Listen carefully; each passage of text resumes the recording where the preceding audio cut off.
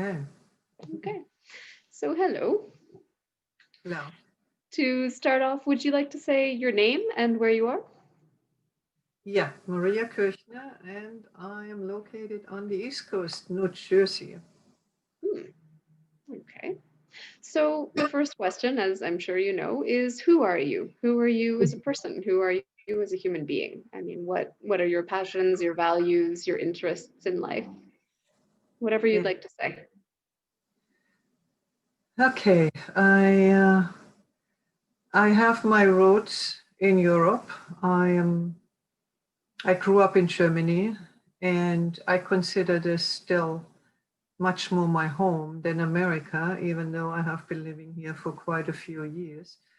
But I identify most with the German values, and of course, I have adapted very well to US, but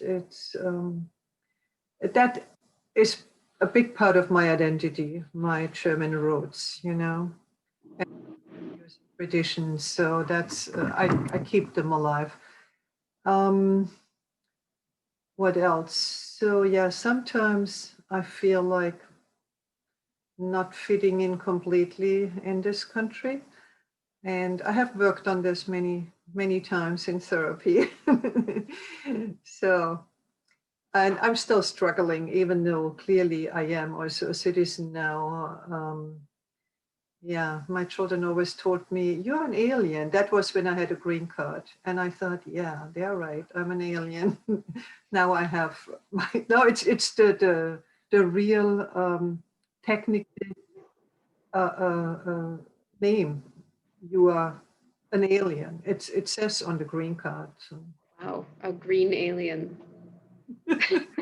that's that's just so strange It to is strange, hear. and I first thought when they showed it, when they said it to me, I didn't even believe it, and then I looked at it, and it's really true. It's an official reference to people on a green card status that they're aliens. I mean, there's more than alien, but Mhm. Wow, that's incredible. So when you say the German values that are central for you and your German roots, what exactly do you mean? What parts of that are important for you, and how does that affect you or shape you? yeah. Um, so maybe it's not quite right to see German values and generalize it. But I grew up, and I was not alone. I don't think I was in an isolation. I think it's definitely my community. There was always has been for many years now back. There has been an emphasis on holistic thinking and not departmentalizing everything, and silos, but really looking at the overall picture. And that speaks to me. And here in America, I feel like it often is, also in my job, it often is you do something here, you do something here, you do something here, and where is the overall picture? So that's one of the values. The other one is, I mean, I hope this talk will not completely focus on America versus Germany, but No, no, I was just curious. I have thought a lot about it. Um, it's I don't want to say it. I don't want this to sound too negative, but I don't know how else to say it. I feel like there is a certain superficiality to the culture I'm living now. Whereas in Germany, there is deeper. I mean, you would never just say, "Oh, how are you?" without being interested. If you say, "How are you?" you are interested. You want to have an answer. You are actually taking time to engage with the person. So Hmm. relationships are somehow deeper and more valuable. People also take a lot more time, like the whole multitasking. Like, wow, I think the way I grew up, it was much more focused on here I am, now I take the time. And if about this, every person in Germany who enters the workforce on their first day, they earn 30 vacation days in addition to all the holidays and the bridge days, which is between holidays. If a holiday is on a Thursday and then bridge day is the Friday, you know. Mhm.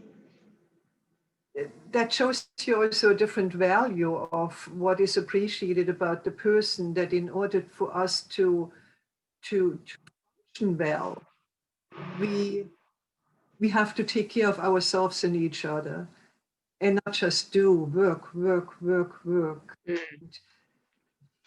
Not much like, oh, how are you doing? I mean, every morning I'm on a meeting and the question is, how are you doing? And when everybody says, okay, that's great, you're doing okay. I mean, what does okay mean? You know, Mhm. And then on to the business, right? On to the exactly. doing. On to the business. How productive have you been? Not like, hey, Mhm. doing, you know, really.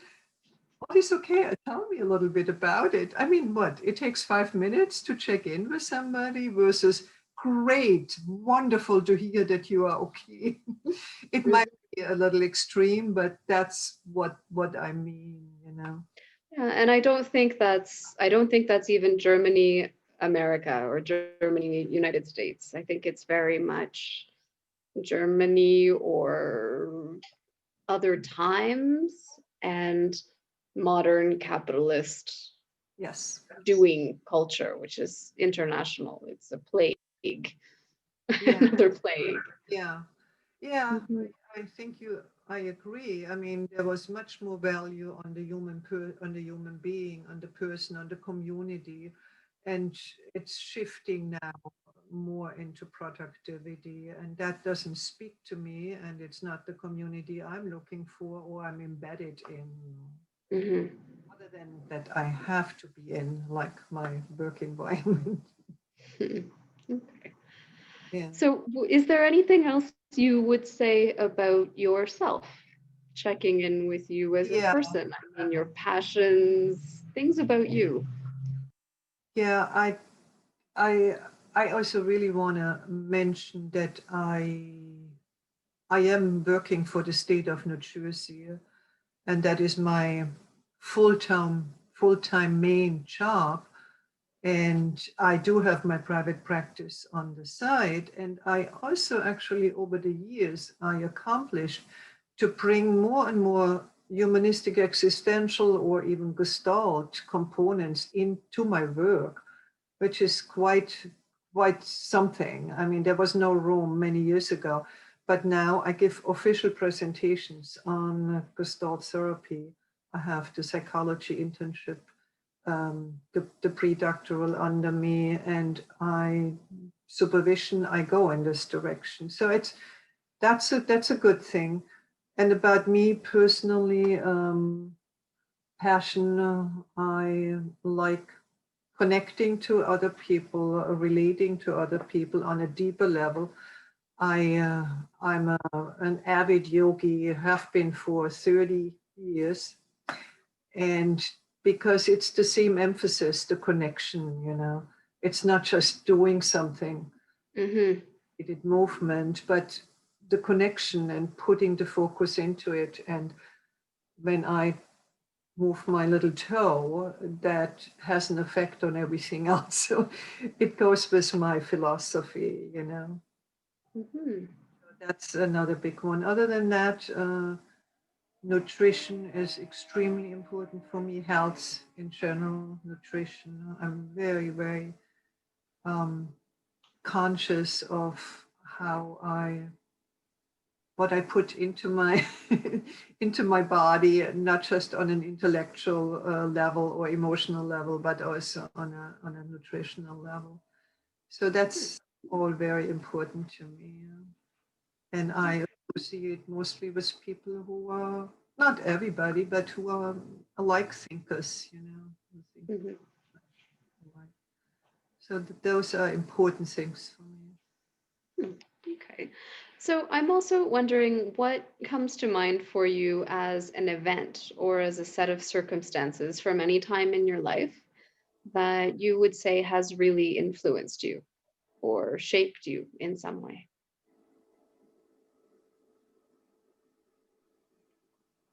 Yeah, what comes to mind without having thought a lot about it? Um, it's not an event on this day, but a little longer period. It's not surprising, but that's my immigration to the US and all the struggles that went with it, or also the good things, the surprises, the good surprises that came with it. And one big component is language. And it's so interesting because in Germany, I was trained in Rogerian's client-centered therapy. And that was worked for me well. It was rewarding and it was effective in my mind. And then when I came to the States with the language barrier, I thought, no, in Rogerian therapy, the nuances of the language are so important. I need to go in a direction that is not only focused on the language, but more on the body that I can pick up as not being completely fluent in the language yet, you know. Hmm. And then that's where my journey started with Gestalt therapy. And I have absolutely no regrets on this. Oh, looking back, yeah, it's interesting how this really shaped my whole future because then I trained a lot in Gestalt therapy. I have a lot of international training in Gestalt therapy, um, and then my work and my community and my connections. It came all out of this assumption, which I think is to some degree correct, that for client-centered, you need more nuances of the language versus sometimes I know I'm not the only one. Sometimes I work with people and I don't even listen exactly to what they say. I take everything else in and my Mhm. back goes back to what I see or how I feel, not necessarily the words, you know, and I also concentrated on the words before. And was that just something that you decided or you thought, or did someone tell you you No, can't speak enough English to do this here? no, that's a good question actually. No, it really was my decision. And I was I was in therapy back then in Germany to prepare for my move, and it was a Gestalt person who was trained in America, living in a German person living in Germany, and I'm pretty sure I talked it over with him, but that was no, it was really my assumption. Yeah. Yeah, it was really coming from me, but he might have said, yeah, well, he also believed in Gestalt. That who he was, you know, and he put Mhm. us in touch with people right away. You know, he said, "Why Mm. are you there? Why don't you do this, this, this?" And I did. So there was no point in contradicting that idea of yours by that point. Yes, yes. Okay. Well, before we get a bit more into Gestalt, I have a couple more questions for you on a more personal level. And one of those is how you have come to understand and experience yourself as a woman or within your gender. Huh. Hmm. Um,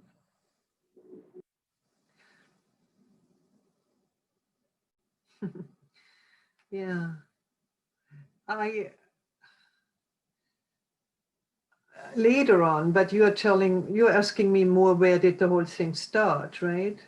No, however, I mean, it can be how Okay. you experience yourself now or Yeah, how that's because later changed. on I wrote quite a bit about it because I grew up clearly in a model. The women, the typical woman's role was modeled to me, and I was the only girl in the family other than my mother. So the message learned very early on, first comes age. I lost already because I was the youngest. Second was male. I lost again because I was female and youngest. So that's when I started thinking, wait a second, why does age count much more? Why does maleness count much more than female? That's when I started to struggle and ask myself those questions. And yeah, then I clearly worked on this, finding my power and my inner strengths as a female and not buying into you are second, third, whatever, you know. So that was definitely an evolution on my journey to work with this issue. I struggled with it. I really did. And then also a woman of a white color, you know, privileged. Yes, I am aware that I'm a woman and I do not buy into that as a woman. I always come after the male, so after age or after both, that I have something to say and I can contribute and I'm as important as other people. And that I'm a white woman of privilege.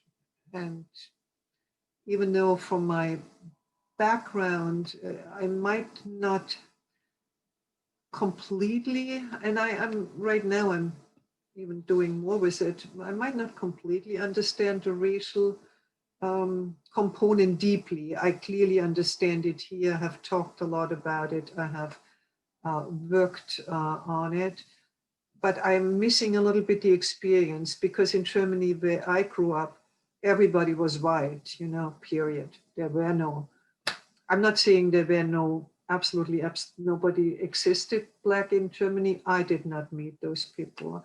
So I was only surrounded by absolutely German people, white people. Nowadays, there are so many from Turkey or Italy or Hungary or definitely different ethnicities and races. It was not when I grew up. It was a pure white community. So I'm missing a little bit the whole experience. I of course, I picked it up over the years, but I remember that I was interviewed at one point, well, actually by my daughter, who said, "So when was this first time that you realized you have a different race, or what does it mean to belong to a race?" So that's when I became so clear about it. Yeah. So I think that's my answer. That's fair. And you touched on another part, which is your age. And how do you experience yourself at this age? How I don't need to know what your age, but I'm curious how you're experiencing it. Yeah. Um, that is an issue that I'm very aware of it. That age does not count for much in this country, or maybe all over. I don't know. Everything is catered towards young people and pretty and enthusiastic, energetic, and older people, yeah, do fall less of less interest.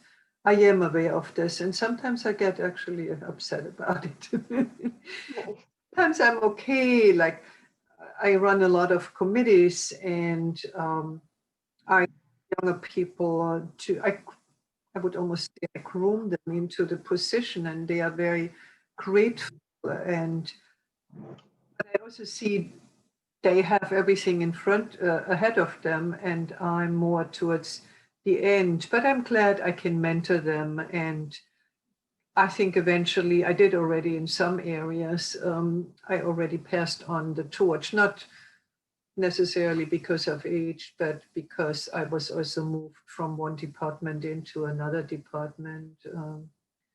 Yeah, I'm Department of Health now. Before I was Department of Human Services. So, and I lost some of the tasks that I was involved. But I work with younger people, and it's actually very nice too to see how they can learn and how I can influence them and can share my wisdom. And in certain areas, I like their feistiness. You know, I think I'm a little bit shaded or too realistic, like that will never fly. And then my co-chairs say, "Let's just do it," and I think, yeah, that's true. Why not? It's fun to watch them try. Exactly. Yeah. Yeah. Okay. So you told a little bit about how you came to Gestalt. And I'm curious, when you finally made that switch and you found these trainings, what did you find in Gestalt? What is it that attracted you or got your attention? Yeah.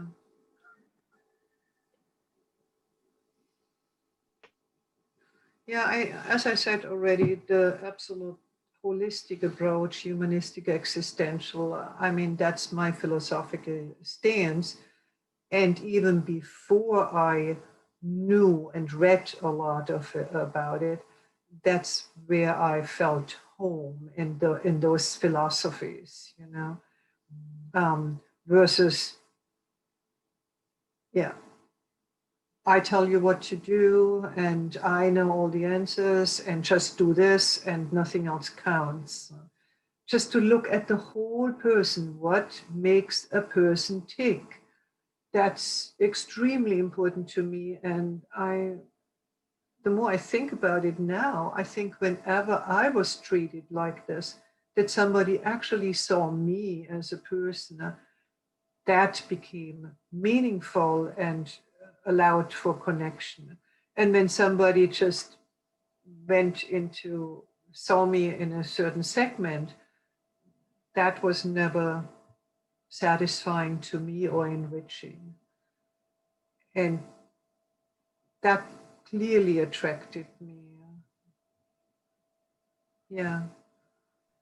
Hmm. I So can when explain you a when little you bit said, more. Yeah. sorry, No. go No, ahead. please. No, it's my my development within Gestalt therapy was a little bit unusual because I did all this the experiential parts, the training. I did it for first, and then I thought, wait a second, I have to develop some kind of framework. Where are the theoretical underpinnings? What is it actually? What is it based on? Just because somebody says so? And that's when, during my PhD program, I read a lot of the philosophies, and I also, of course, much more about other uh, conceptualizations. And I did take this seriously. It's not like that, oh, it doesn't count, only mine count, not at all. And I wrote it in my comms that when I started my PhD program, I was humanistic existential. And then I did all those years of learning and enriching and discussing and writing. And at the end, I was still humanistic existential. However, it's the difference of having a real good foundation, you know, Mhm. You were sure that you were humanistic. not Mhm, just because it felt good, but mhm. I really like the theoretical underpinnings tremendously. They make a lot of sense to me. I wrote a lot about it. I had the luxury of choosing my focus during my studies, and so it was great. Of course, I had to do a minimum of all the coursework, but my focus I could choose, and I chose humanistic existential / Gestalt. You know, so Okay. I had a And good then, comparison. mhm. And then what did you do with it? I mean, what has your particular personal focus or your projects? What have they been with Gestalt? Yeah. Um, that's when I became much more what's coming out. I came out more, I think. Before it was more like, okay, I'm doing Gestalt therapy, and it was, I think I was effective in many ways with the clients I saw and even in my job, but it was a little bit more like a secret, you know. And on the Mhm. other side, I guessed whatever the mainstream was, which is much more CBT or other modalities, quick fix, you know. Mhm.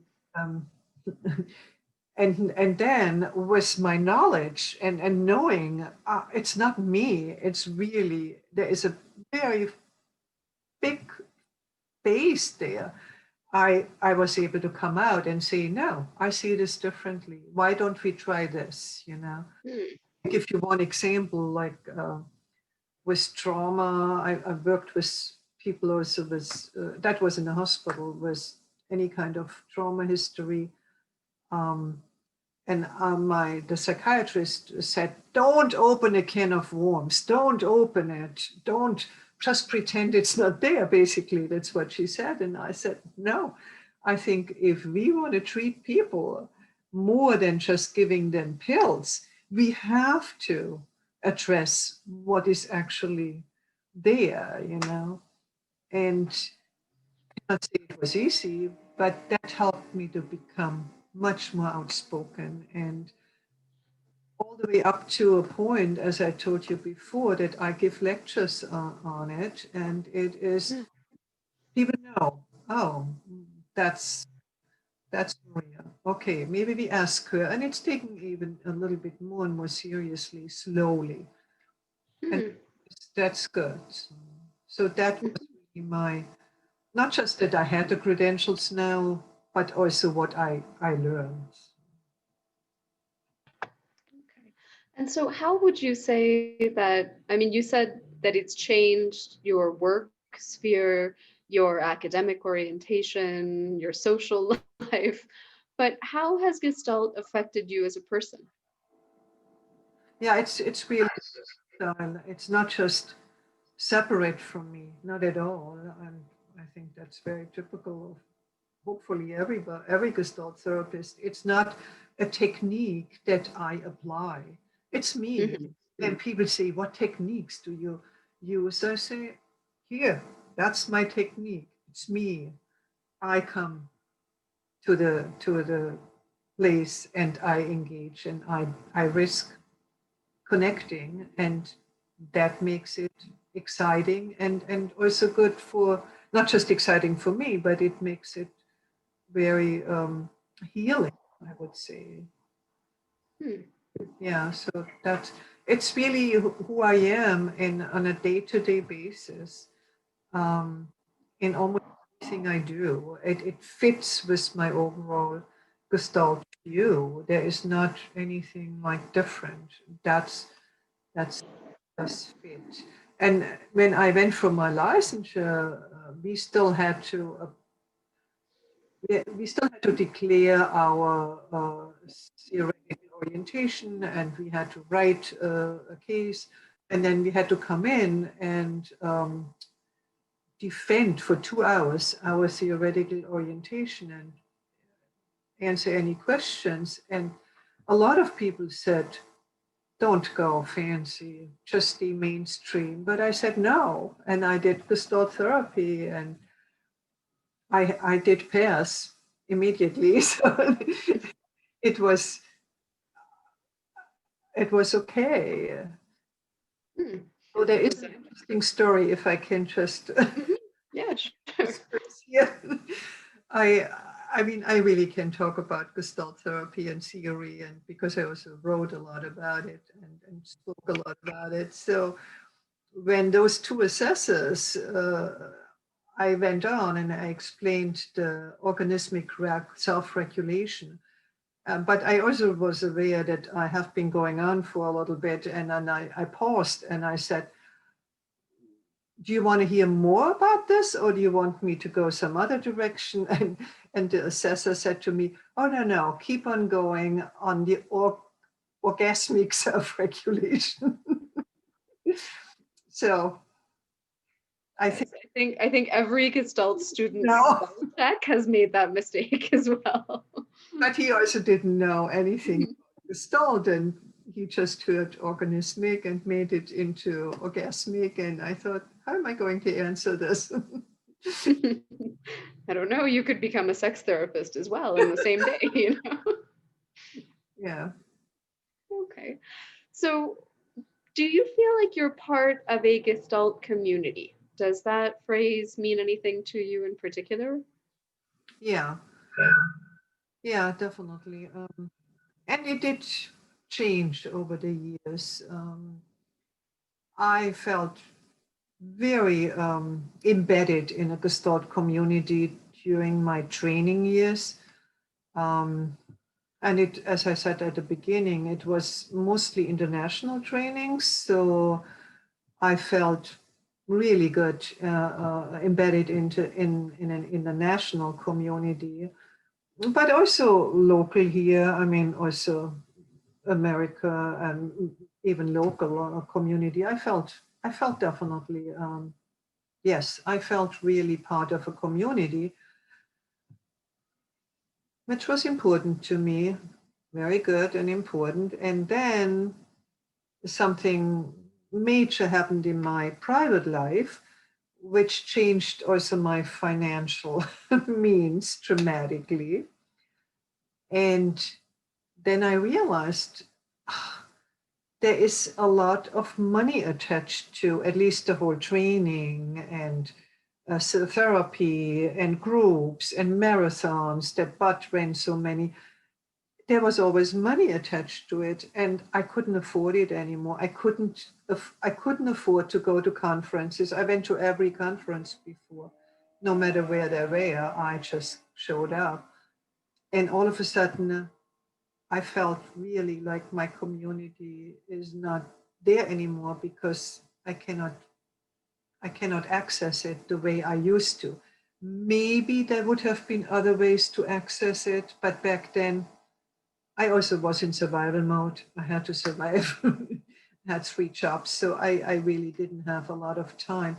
And then when I re-entered the Gestalt community, it was actually fairly easy to, in a way, to start to. I didn't have to start from scratch. I could build on what was there before, was a gap in between, and that did feel good. Yeah, and the rest of it is more a matter of time. If I had much more time, I would really do more, connect more, especially to international offerings like I forgot what they are called, those Zoom meetings to connect. I just don't have enough time. I did, I did do some, but I would like to do more. Mhm. And it's always a matter of time. That's important what you said though, when you were speaking earlier about privilege. I mean, it is a very peak privileged elite community. And people speak like it's so easy to fly around the world for a 10-day training or, you know, Exactly. a 2-week residential or Yes. just a weekend here, a weekend there. And it's like flights and hotel and people, Yes. it seems very easy. And there's that element of privilege blindness Yeah. of just Yeah. not realizing how many of us that is not easy for. Yes. Yes. It's very When you have important. children, when you have small children, I mean, it's like phew, hindsight. I don't know how I managed it all, but yes, it's not easy. You're right. Hmm. One point in my life, I had the luxury, it was easy, and I took full advantage. But when it changed, I became very aware of it, what you just said. Hmm. Yeah. Yeah. Yeah, I think that's a really important point for me personally. I keep coming back to that in the Gestalt community. Um, Oh yeah. So I'm wondering, other than that big change in your life when things were not that easy anymore, what challenges you have come up against? It sounds like you've been challenged for being a Gestalt therapist or having a humanistic existential Yes, orientation. yes. But do you identify any particular challenges, either clinically or that personally, that you'd like to speak to?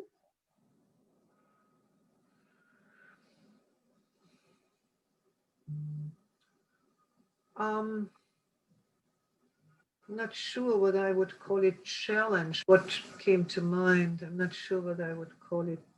I think for Gestalt people, I need to say that differently. It's like those things that you have to adapt to creatively that you weren't expecting.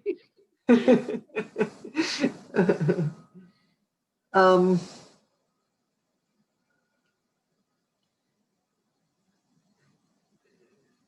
okay, let me. Yeah, I never ever thought I will ever practice out of my home. That was a no-no, you know.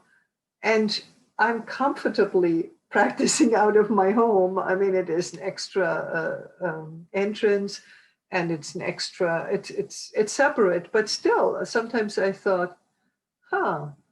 I never thought I will do it, and I feel very comfortable with it. So it's not really a challenge, but it's an adjustment and really changing. Um, that's one of the things. And the other thing, and again, I don't know whether I would call it a challenge. It's just something I keep on wondering and wondering, and I want to talk more about it and probably eventually write about it. I started a little something.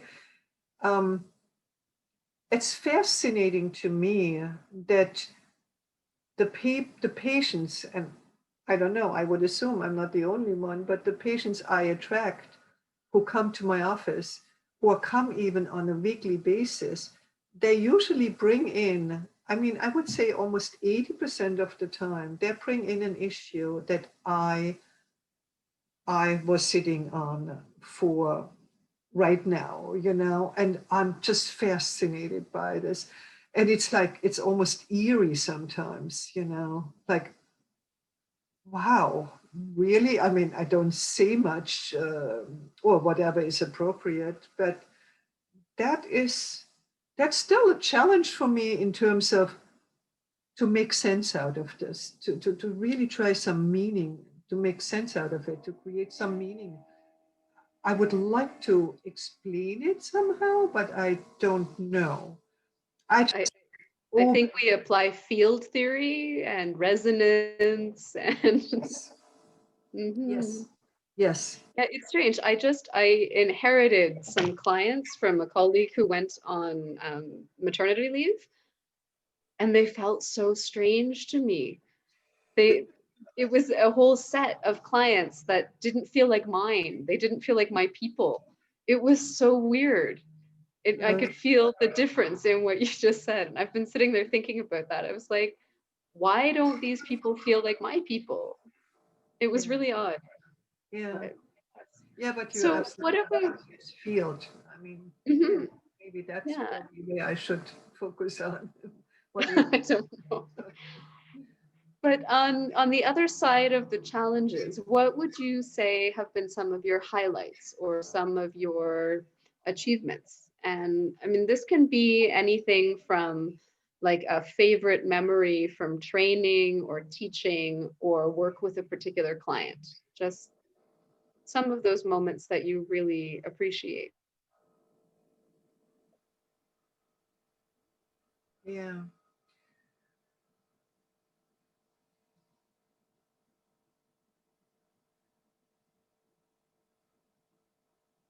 I I do very much appreciate that I approached my whole Gestalt development in a different way.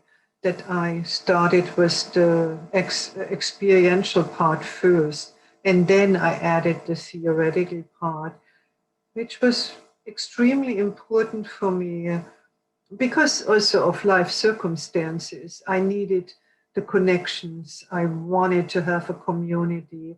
And I found all this, and I got good training that came became very beneficial later on in life. I know most people do it the other way around, and then they want to hone their skills, and then they go into training. And I don't really have any regrets. It's almost the opposite. Like, wow, did I think about this way? No, but it worked out very well for me. So that's one accomplishment. And the other accomplishment, what really comes to mind is my children. I mean, I raised them this way from a Gestalt perspective, and they know so much about Gestalt. And Gestalt therapists know, but they are very, very well, highly functioning people with really good jobs. Still, have this holistic thinking and apply it in their jobs. Like my daughter is a physician, my son is an engineer, my other son is in business, and I feel like, wow, it's so neat to see that what they got from my Gestalt perspective that I'm so rooted in, that they were able to, they didn't abandon it, but they took it with them, even though, as I said, they are not Gestalt therapists. They took the way of being, I guess. The way of being and the value again, Hmm. put value. And I, I, I often think about it. That is great. I'm really glad that Hmm. that was that it happened this way. And I think it was just me strongly believing it and basically never wavering with it. That was always clear. What changed, I said it already, is more how much I come out with it and speak up versus just keeping it. But I never left it. I never ever did. Hmm. Uh, I consider this accomplishment in itself, that I Yeah. stay true to it, because it was also so inherently right on a gut feeling on all levels, rational, Hmm. emotionally, bodily. It just felt right. So I never questioned this. I questioned a lot of things in my life. I never questioned this. And the more I learned about it, the more the stronger I actually became, or at least towards the outside. Yeah. Hmm.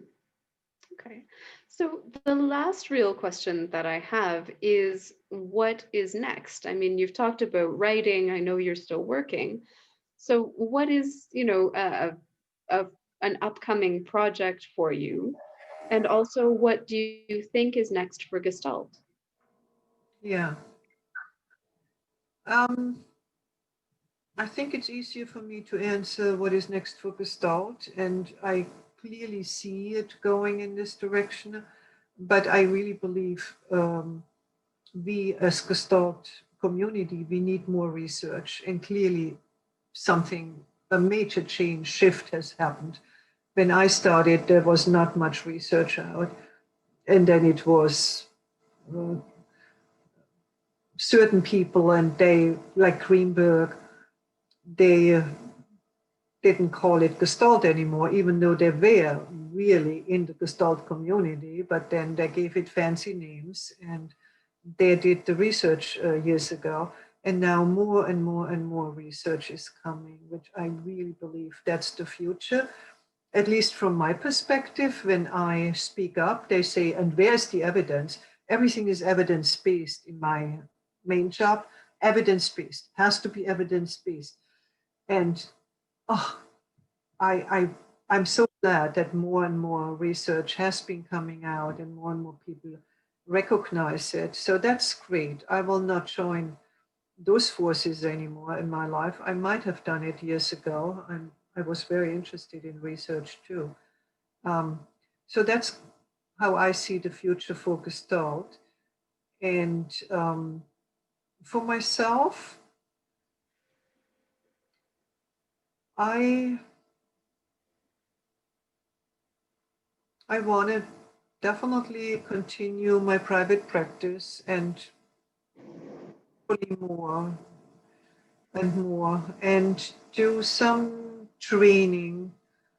Like I have supervisees, which I believe makes also a difference. So supervise people within my modality, more in a smaller realm, and writing.